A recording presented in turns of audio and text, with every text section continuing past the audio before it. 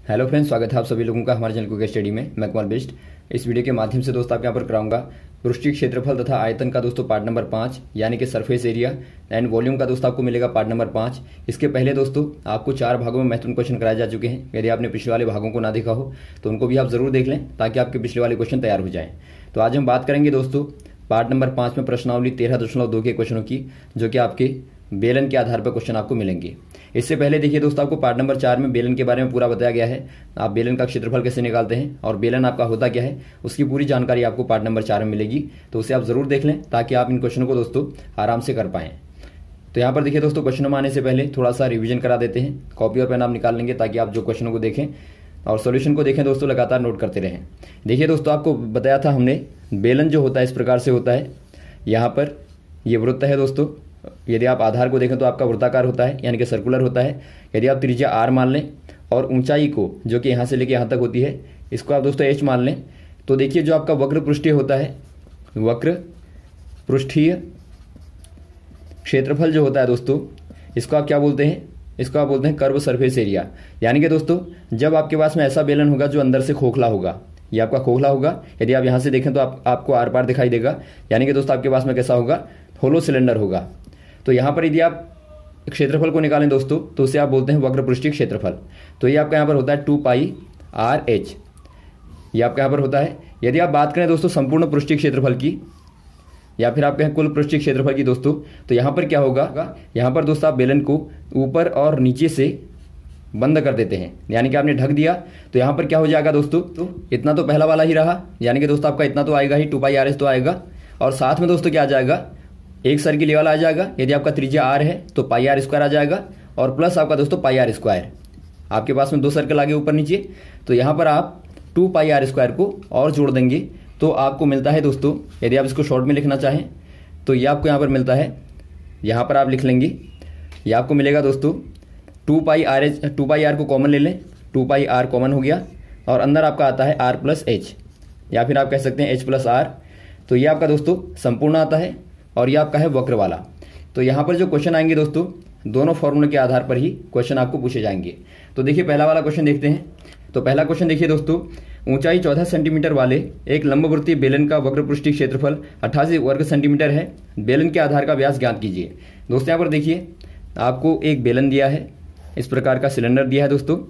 इसके आधार की त्रिज्या को आप r मान लेंगे, ऊंचाई को h मान लेंगे। अब यहाँ पर देखिए आपको जो दिया है, आपको दोस्तों h बराबर दिया है 14 सेंटीमीटर और आपको दिया है व्यास निकालना है आपको। यानी कि दोस्तों आपका व्यास क्या होता है? त्रिज्या का दोगुना होता है, दोगुना त्रिज्या होता है। तो यहाँ पर दोस्तों आपको पहले r को निकालना है। यदि आप r को निकाल लेंगे तो उसी के आधार पर दोस्तों आप व्यास को निकाल लेंगे। तो यहाँ पर देखिए आपको क्या दिया है? पृष्ठ, वक्र पृष्ठ दिया है दोस्तों।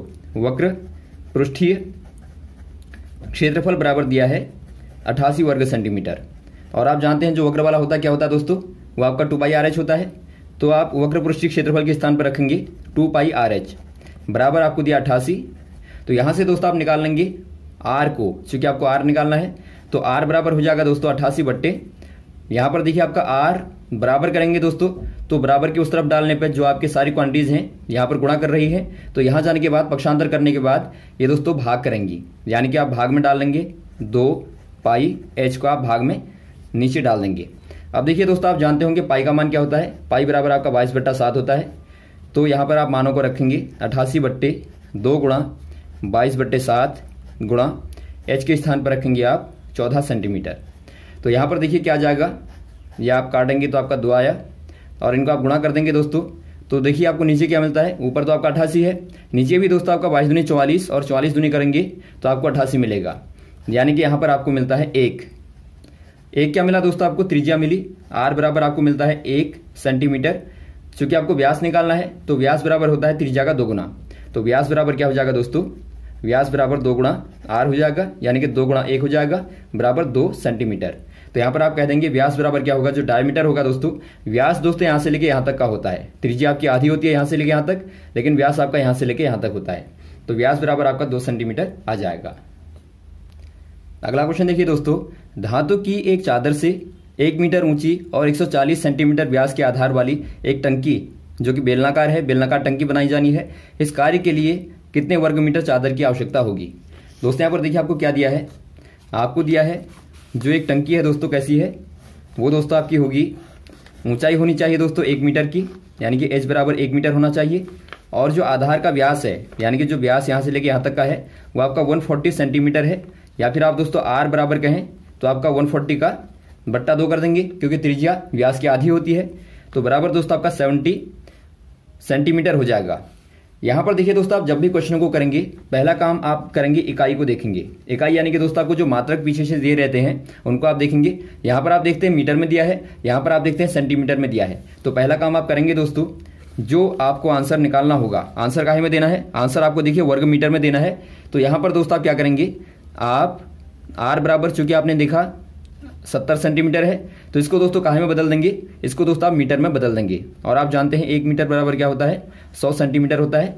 तो यहाँ से दोस्तों r बराबर हो जाएगा 70/100 मीटर, क्योंकि आपका 1 मीटर बराबर 100 सेंटीमीटर होता है और 1 सेंटीमीटर बराबर 1/100 मीटर होता है। जब भी दोस्तों आप सेंटीमीटर को मीटर में बदलेंगे तो वहाँ पर आपको भाग देना पड़ेगा 100 से, और यदि आप मीटर को सेंटीमीटर में बदलेंगे तो वहाँ पर दोस्तों आप 100 का गुणा करेंगे। तो ये आपको यहाँ पर ध्यान देना है। अब यहाँ पर देखिए दोस्तों, आप 0 से 0 को काट देंगे तो क्या मिलेगा आपको, 7/10 मीटर। तो r बराबर क्या मिला दोस्तों आपको, 7/10 मीटर, और h बराबर मिला आपको 1 मीटर। अब यहाँ पर आप निकालेंगे दोस्तों आराम से। आपको निकालना है कि टंकी में बनाने में आवश्यक जो चादर होगी उसका क्षेत्रफल क्या होगा। दोस्तों यहाँ पर देखिए, टंकी ऊपर और नीचे से ढकी हुई है। आपको यहाँ पर दिया है टंकी बंद है। बंद कहने का मतलब है दोस्तों, यहाँ से और यहाँ से ढकी होगी, यानी कि यहाँ पर आप कौन से वाले फॉर्मूले का इस्तेमाल करेंगे, यहाँ पर आप इस्तेमाल करेंगे दोस्तों संपूर्ण पृष्ठीय क्षेत्रफल का। आप ध्यान देंगे, जब भी बंद होगा तो वहाँ पर दोस्तों आप संपूर्ण वाले का इस्तेमाल करेंगे, यानी कि 2πr r प्लस h का इस्तेमाल करेंगे। तो 2πr r प्लस h हो जाएगा। और यहाँ पर आप मानों को रखेंगे दोस्तों, 2 गुणा 22/7 गुणा r के स्थान पे 7/10 गुणा, अंदर कर देंगे ब्रैकेट के अंदर 7/10 r के स्थान पे और प्लस h के स्थान पे 1। सॉल्व करेंगे दोस्तों तो क्या मिलेगा, देखिए आपको 44/10 अंदर आपको मिलता है। तो अंदर दोस्तों आप सॉल्व करेंगे तो क्या मिलेगा, यहाँ पर आपको मिलेगा 17/10। अब यहाँ पर आप सिंपल गुणा कर देंगे, ऊपर गुणा करने पर आपको यहाँ पर मिलेगा 748 और बट्टे 10 गुणा 10 आपका 100 होता है। तो ये आपको देगा दोस्तों। यहाँ पर देखिए, जब आप दोस्तों 2 0 से भाग देते हैं तो वहाँ पर आपका 2 स्थानों पर दशमलव आ जाता है, यानी कि 7.48 दोस्तों वर्ग मीटर में आंसर आपका आ जाएगा। इतने क्षेत्रफल की दोस्तों आपको आवश्यकता पड़ेगी। अगला क्वेश्चन देखिए दोस्तों, धातु का एक पाइप 77 सेंटीमीटर लंबा है। इसके एक अनुप्रस्थ काट का आंतरिक व्यास 4 सेंटीमीटर है और बाहरी व्यास 4.4 सेंटीमीटर है। तो ज्ञात कीजिए आंतरिक वक्र पृष्ठीय क्षेत्रफल, बाहरी वक्र पृष्ठीय क्षेत्रफल, कुल पृष्ठीय क्षेत्रफल। दोस्तों यहाँ पर देखिए, आपके पास में कोई पाइप है। आराम से आप पहले फिगर को देखेंगे। पाइप दोस्तों आपका इस प्रकार से है, ये आपका पाइप है। यहाँ पर आप क्लियर देखते हैं दोस्तों, एक त्रिज्या आपकी अंदर बनती है। यहाँ पर यदि आप इसको स्मॉल r मान लें तो आपका r हो जाएगा, और एक त्रिज्या बनती है दोस्तों बाहर वाली में। आप देखते हैं कि पाइप के पास में दोस्तों एक मोटाई होती है, तो ये मोटाई हो गई, तो ये आपका r हो गया, और बाहर का दोस्तों आपका कैपिटल R आप मान लेंगे।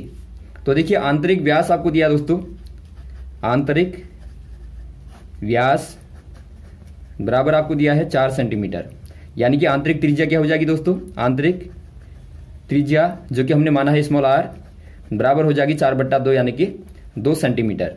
वैसे आप निकाल लेंगे। बाहरी व्यास आपको दिया है, बाहरी व्यास बराबर आपको दिया दोस्तों 4.4 सेंटीमीटर। तो आप निकाल लेंगे बाहरी त्रिज्या बराबर हो जाएगी दोस्तों, कैपिटल R आपने माना है, तो R बराबर 4.4/2 कर देंगे तो आपका 2.2 आ जाएगी सेंटीमीटर में। और यहाँ पर आपको ऊंचाई दी है दोस्तों, h बराबर यहाँ पर आपको दिया है 77 सेंटीमीटर। यहाँ पर आप इकाइयों को चेक करेंगे, आप देखते हैं सेंटीमीटर में है, यहाँ भी आपका सेंटीमीटर में है। तो यहाँ पर दोस्तों आपको बदलने की आवश्यकता नहीं है। तो पहला काम आपको निकालना है आंतरिक वक्र पृष्ठीय क्षेत्रफल, जो पहला वाला क्वेश्चन आपको दिया है, आंतरिक वक्र पृष्ठीय क्षेत्रफल। इसका फॉर्मूला आप जानते हैं दोस्तों, 2πRh होता है। देखिए आंतरिक निकालना है दोस्तों, तो आप अंदर वाले बेलन को देखेंगे, जो आपका अंदर वाला छोटा वाला है, इसको आप निकाल के देखेंगे तो त्रिज्या r होगी दोस्तों, ऊंचाई h हो जाएगी।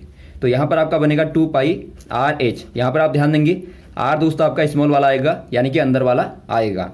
तो यहाँ पर आपका 2 22/7, r के स्थान पर 2, h के स्थान पर आएगा दोस्तों आपका ऊंचाई आपकी 77, 77, तो काटने में 11 आएगा और इनको आप गुणा कर देंगे तो आपको देखिए क्या मिलेगा, 22 दूनी 44 और 88 गुणा 11, 11 अठे 88, 8 11 अठे 88 और 8 आप जोड़ेंगे दोस्तों आपका 96 मिलेगा, यानी कि 968 वर्ग सेंटीमीटर में दोस्तों आपको मिल जाएगा। वैसे ही दोस्तों आप निकालेंगे। दूसरा आपको पूछा गया है बाहरी वक्र पृष्ठीय क्षेत्रफल। दोस्तों आपको यही करना है, बाहरी वक्र पृष्ठीय क्षेत्रफल में भी दोस्तों आप यही करेंगे। यहाँ पर आप आर के स्थान पर दोस्तों, छोटे वाले आर के स्थान पर कैपिटल वाला आर को ले लेंगे, यानी कि दोस्तों आपका बड़ा वाला बाहर वाला आर आ जाएगा। तो यहाँ पर आपको निकालना है दोस्तों बाहर वाले पाइप का क्षेत्रफल एक प्रकार से। तो यहाँ पर भी आपका वही बनेगा, 2 गुणा 22/7 गुणा आर के स्थान पर रखेंगे दोस्तों आप बाहर वाली त्रिज्या को, जो कि आपकी है 2.2 सेंटीमीटर, 2.2 सेंटीमीटर। तो यहाँ पर आप गुणा कर देंगे, एच तो आपका वही रहेगा दोस्तों 77, तो आपका 77 आ जाएगा। तो काटने पे यहाँ पर 11 आ जाएगा, तो 44 गुणा 2.2 गुणा 11, इनको दोस्तों आप गुणा करेंगे तो ये आपको यहाँ पर मिलेगा 1064.8 वर्ग सेंटीमीटर। तो ये दोस्तों आपके यहाँ पर आ गया बाहर वाला वक्र पृष्ठीय क्षेत्रफल। अब यहाँ पर देखिए दोस्तों, जो आपका तीसरा वाला पूछा गया बहुत महत्वपूर्ण क्वेश्चन है, कुल पृष्ठीय क्षेत्रफल आपको बताना है। चूंकि आपके पास में पाइप है, आप देखेंगे दोबारा से आपके पास में दोस्तों पाइप है, तो आप कुल कैसे निकालेंगे। अंदर का दोस्तों आपका आर है, बाहर का आर है, तो कुल में क्या करना पड़ेगा दोस्तों आपको, अंदर का वक्र पृष्ठीय क्षेत्रफल और प्लस बाहर का वक्र पृष्ठीय क्षेत्रफल और प्लस आपका करना पड़ेगा दोस्तों, क्योंकि आपको कुल निकालना है, कुल बराबर है, और प्लस आपको करना पड़ेगा। देखिए दोस्तों आपका ऊपर से आप देखते हैं, ऊपर से दोस्तों आपका यहाँ पर इस प्रकार की आकृति है और नीचे भी दोस्तों आपके पास में इस प्रकार की आकृति है। यानी कि दोस्तों यदि आप इनको देखें तो आपके पास में सर्कल है, लेकिन आपका बीच में खोखला है। तो बीच में खोखले को कैसे निकालेंगे आप, अंदर की त्रिज्या और बाहर की त्रिज्या आपको मालूम है आर और आर है।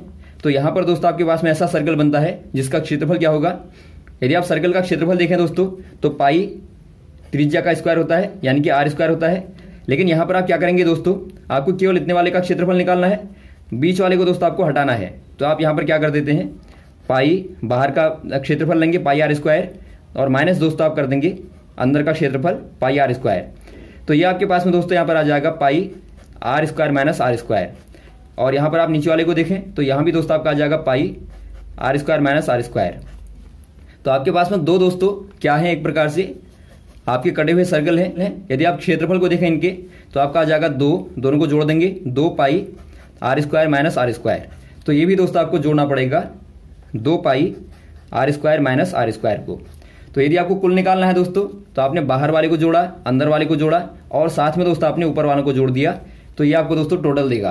तो यहाँ पर आप क्या कर देंगे, यहाँ पर आपको मिलेगा दोस्तों बाहर अंदर वाला आपने निकाला था 968 और प्लस बाहर वाला निकाला था आपने 1064.8 और प्लस आप कर देंगे दोस्तों, आप इसको निकाल लेंगे। देखिए इसको आप निकालें तो आपका क्या आएगा 2 गुणा 22/7 गुणा, देखिए आर स्क्वायर के स्थान पर आप रख देंगे 2.2 का स्क्वायर और माइनस आर स्क्वायर मतलब आपका 2 का स्क्वायर।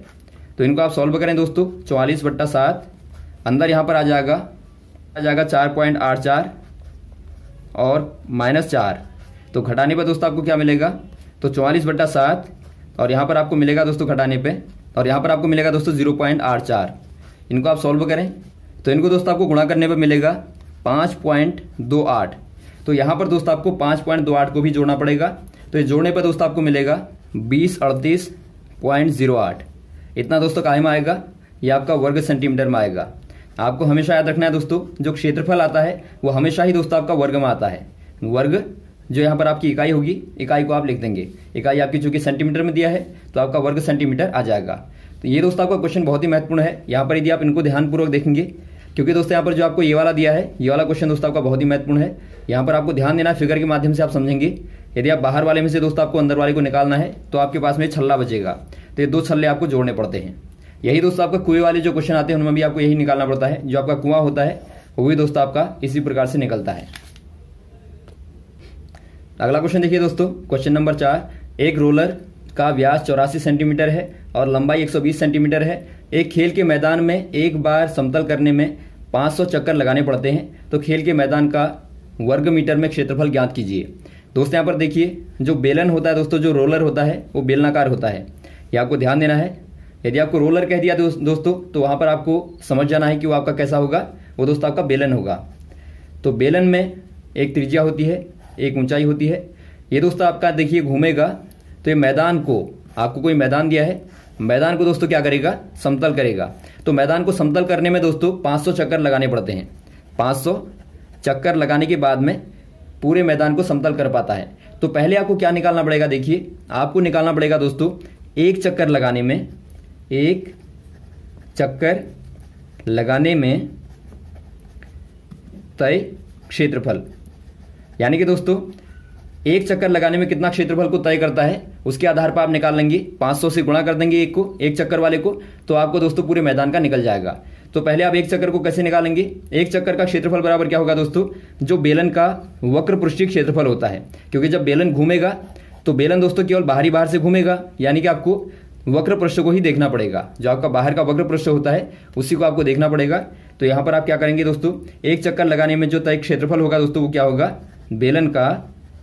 बेलन या फिर आप कहें रोलर का वक्र पृष्ठीय क्षेत्रफल हो जाएगा। तो यहां पर आपका जानते हैं आप दोस्तों क्या होता है वक्र पृष्ठीय, 2πr/h होता है, और 2 गुणा 22/7 गुणा r क्या दिया है दोस्तों आपको, व्यास बराबर दोस्तों आपको दिया है, व्यास बराबर दिया है दोस्तों आपको 84 सेंटीमीटर। तो त्रिज्या क्या हो जाएगी, r बराबर हो जाएगी 84/2 कर देंगे, यानी कि आपका 42 सेंटीमीटर। और साथ में आपको दिया है जो लंबाई है, लंबाई बराबर यानी कि ऊंचाई बराबर दोस्तों आपको दिया है, ऊंचाई बराबर 120 सेंटीमीटर। तो यहाँ पर आप रख देंगे दोस्तों त्रिज्या के स्थान पे 42 और गुणा कर देंगे ऊंचाई के स्थान पे 120 सेंटीमीटर। तो गुणा करने पे क्या मिलेगा, देखिए 7 7 6 का 42 हो जाएगा दोस्तों, काट दिया आपने। और यहाँ पर देखिए आपका 22 दूनी 44 गुणा 12 6 का 72, 720 बराबर दोस्तों क्या हो जाएगा, इनको आप गुणा करेंगे, ये दोस्तों आपके यहाँ पर मिलेगा 31,680 वर्ग सेंटीमीटर। इतना दोस्तों आपका एक चक्कर लगाने में क्षेत्रफल तय होता है। अब चूंकि आपको 500 चक्कर में निकालना है, और ध्यान आपको देना है दोस्तों, खेल के मैदान का क्षेत्रफल आपको वर्ग मीटर में बताना है, जबकि यहाँ पर आपका वर्ग सेंटीमीटर में दिखाई देता है। तो क्या काम करेंगे दोस्तों, आप वर्ग सेंटीमीटर को वर्ग मीटर में बदल देंगे। इसके लिए क्या करेंगे दोस्तों, आप जानते हैं 1 मीटर बराबर क्या होता है दोस्तों, 100 सेंटीमीटर होता है, और 1 सेंटीमीटर बराबर होता है 1/100 मीटर। तो यहाँ पर दोस्तों आप रखेंगे 31,680 सेंटीमीटर के स्थान पर दोस्तों आप रखेंगे 1/100 मीटर, और बाहर से वर्ग कर देंगे। तो ये क्या मिलेगा आपको, 31,680 गुणा 1/100 का वर्ग करने पर दोस्तों आपको क्या मिलेगा, 100 गुणा 100 कर देंगे, यानी कि आपको मिलेगा दोस्तों 1/4 जीरो आ जाएंगे एक के पीछे, 1 2 3 4। देखिए आप जब दोस्तों आप 10 से गुणा 10 को करते हैं तो आपके 2 जीरो आ जाएंगे। यदि आप 100 से गुणा 100 को करते हैं तो वहां पर आपके 4 जीरो आ जाएंगे। तो इस प्रकार से आप लगातार गुणा करते हैं। तो यहां पर क्या आ जाएगा दोस्तों, 1 2 3 4 जीरो से यदि आप भाग देते हैं तो 4 स्थानों पर दशमलव आ जाएगा, 1 स्थान 2 स्थान 3 स्थान 4 स्थान, यानी कि दोस्तों आपको मिलेगा 3.168। जीरो लिखने की आवश्यकता है नहीं आपको। तो 3.168 वर्ग मीटर दोस्तों आपका आ गया क्षेत्रफल। तो यहां पर दोस्तों आपने निकाल दिया वर्ग मीटर में। तो अब दोस्तों आपको क्या करना है, यहां पर मैदान का क्षेत्रफल, मैदान का क्षेत्रफल बराबर क्या हो जाएगा दोस्तों, 500 गुणा एक चक्कर का क्षेत्रफल। तो यहां पर देखिए दोस्तों आपका एक चक्कर का क्या है, ये आपका दोस्तों 3.168 है, गुणा 500 कर देंगे। तो 500 से गुणा करने पर दोस्तों आपको क्या मिलेगा, ये दोस्तों आपके यहाँ पर मिलता है 1584 वर्ग मीटर। तो ये दोस्तों मैदान का क्षेत्रफल हो जाएगा 1584 वर्ग मीटर। तो ये आपका आंसर हो जाएगा। तो इस प्रकार से दोस्तों आप आराम से क्वेश्चन को निकालते हैं। तो यहां तक दोस्तों आप क्वेश्चन को करें, इसके बाद आपको भाग नंबर अगले वाले भाग में बच्चे क्वेश्चनों को लगातार कराएंगे। Okay, thanks. जय हिंद, जय भारत।